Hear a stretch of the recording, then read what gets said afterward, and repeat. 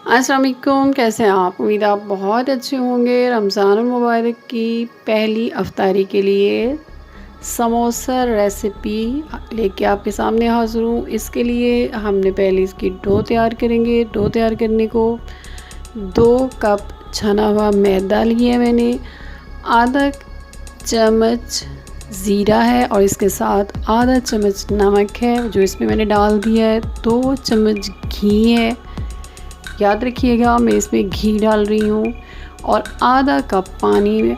मिकदार का ख़ास ख्याल रखिएगा, कम करना चाहें तो भी, बढ़ाना चाहें तो हर चीज़ को डबल कर लीजिएगा।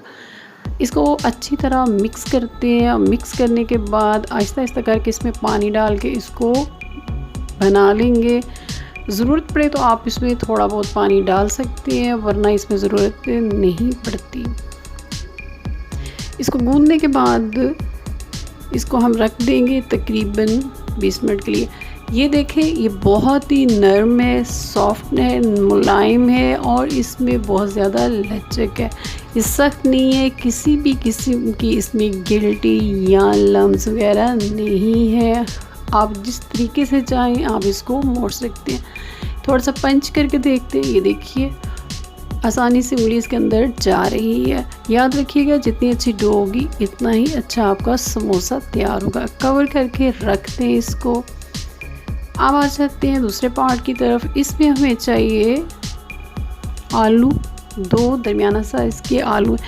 ये जितनी मिकदार में हम चीज़ें बनाएंगे इससे 12 समोसे आसानी से बन जाएंगे।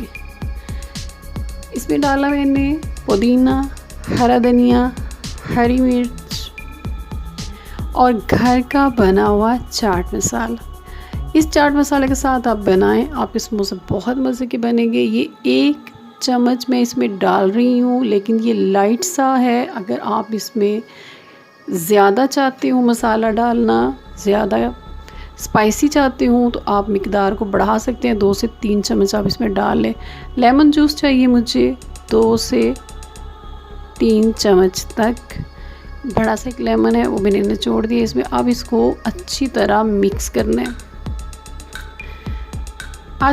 आ जाएंगे हम तीसरे स्टेप की तरफ। अब हम इसकी फोल्डिंग करेंगे। समोसा की फोल्डिंग इसको तैयार करने के लिए पहले हम इसका तैयार कर लेते हैं।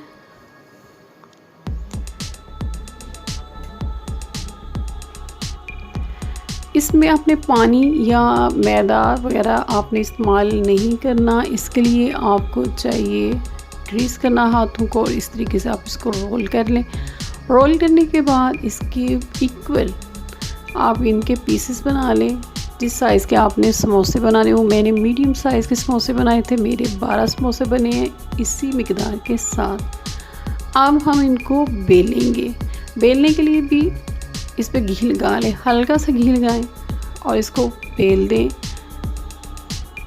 याद रखिएगा कि हमने इसको गोल नहीं बनाना, थोड़ा सा लंबूतरी शेप में बनेगा तो इससे समोसे की फोल्डिंग आसान हो जाएगी।